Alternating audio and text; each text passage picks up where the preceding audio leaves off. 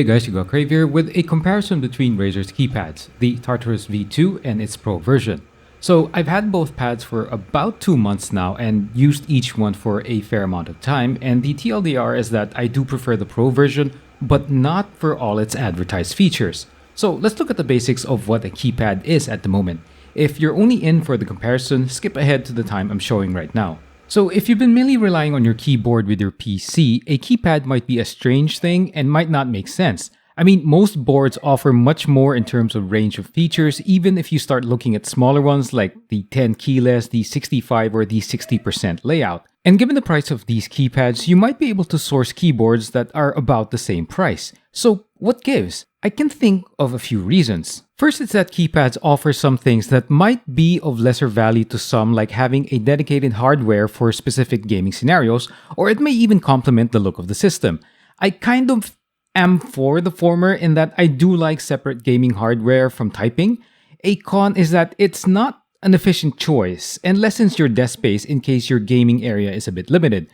Second use is that, and this might depend on the brand of the keypad, second is ergonomics. Keyboards normally have a specific orientation which may not be comfortable to some people's fingers, wrists, or forearms.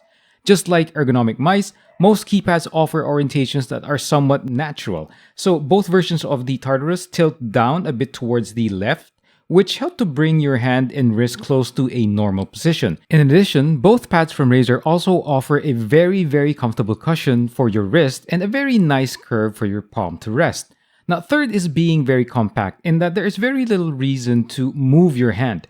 It will just sit there and all the keys are accessible. Feature-rich pads also offer modifiers to keys so that you can perform actions without having to reach for keys that are, let's say, normally in the middle of your keyboard. Software for pads like Razer Synapse also offers buttons to perform dual functions depending on the key combination, much like you would a normal keyboard. So keypads can really be an all-in-one for gaming, and this is especially true for MMO games and programs, or even applications like video editors. And so now we're looking again at the two keypads from Razer, the Tartarus V2 and the newer Pro version. They look the same, and they do have a similar size and layout. They have the same number of keys, they have the same thumbsticks, the same alternate buttons, same thumb keys, and as well as the ergonomic palm rest.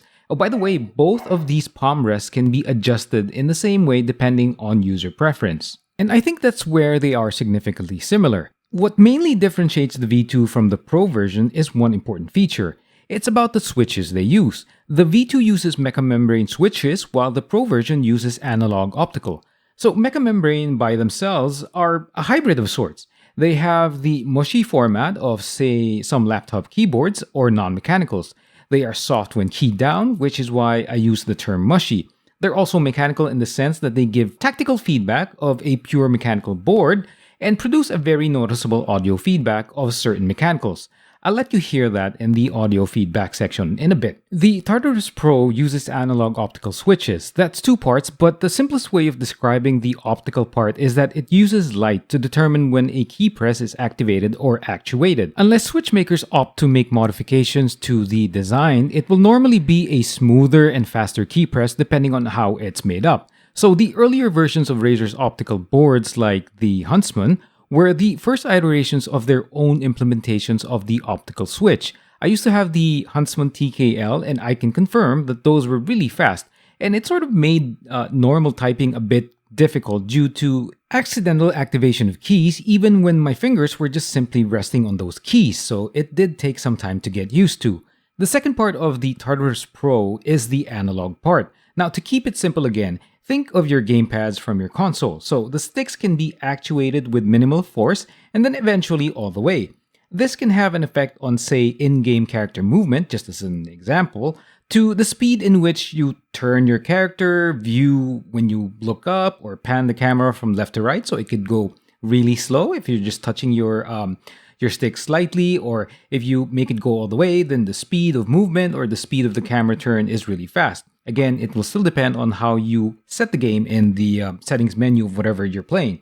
So key presses in the Tartarus Pro function in the same way, where the amount of force for each key press can have, I would say, a graduated effect on your game. So a light key press might mean your character in the game will start walking, and as you apply slowly more and more force, then the character starts to move faster. And when you, of course, bottom it out, and I suppose, depending on the setting of the game, that's when your character starts to move its fastest. Now, there are other minor differences, but just the switch function alone, that heavily differentiates the two Tartarus pads. If you like the very obvious feel and sound of mechanicals, the V2 is there, while the smoother key downs belong to the Pro version. By the way, since we're talking about the sound produced by the keys, let's listen to the overall sounds produced by each keypad.